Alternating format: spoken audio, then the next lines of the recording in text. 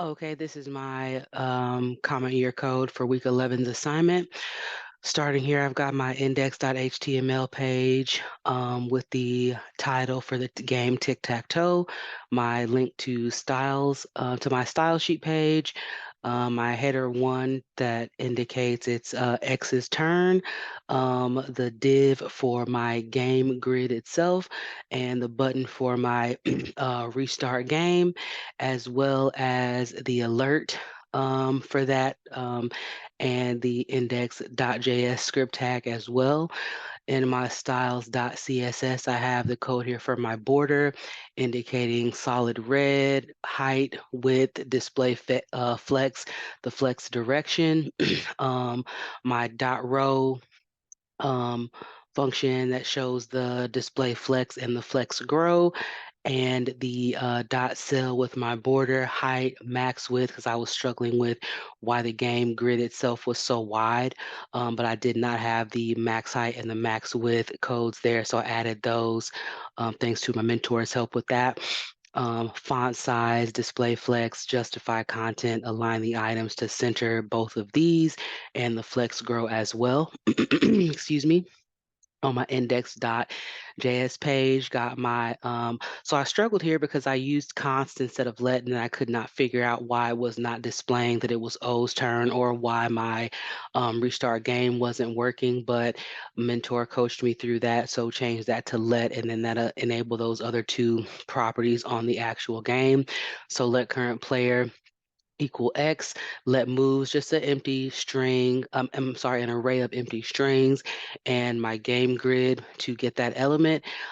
This is what I use to create the grid itself. So the for let function to have my rows of 3, the for let function as well to have my um, to have the cells for the game, and the play moves to append the child there, append the child for the game grid, and the function to play the moves, as well as the if to check for the winner, to get those elements by their class name.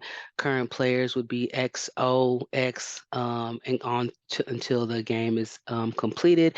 Had to use the console log to check what was printing because I was having some trouble with that, but I believe again that was solved by changing this here to let instead of the const function.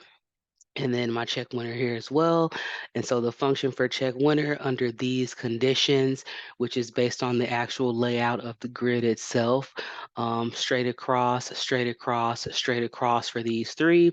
And I believe these are the vertical left, vertical middle, vertical right, and then diagonal going from top left to bottom right, and then diagonal going from top right to bottom left. And then my for let condition here for the moves of the actual game, and to determine who the winner is to return that true, and the if function for if it is a draw on the game, will return that. And then the function here to restart the game with player X, again, another array of empty strings there for the moves. Um, and let's go to, let me open the in live server here, and we'll just play a game. X's turn. So you see my grid here. X's turn is how it starts. Then it's O's turn to make the play. X's turn.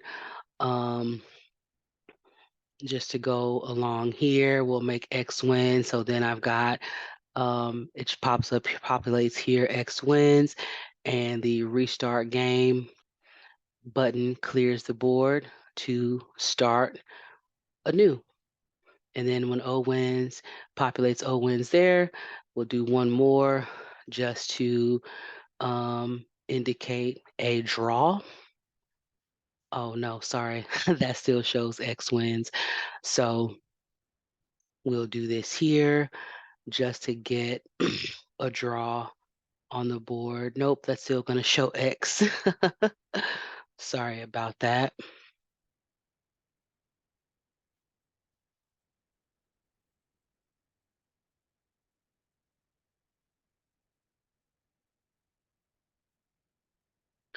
This may get us okay, it's a draw. So that populates there when there is no winner. Restart game, and there we are. Thank you.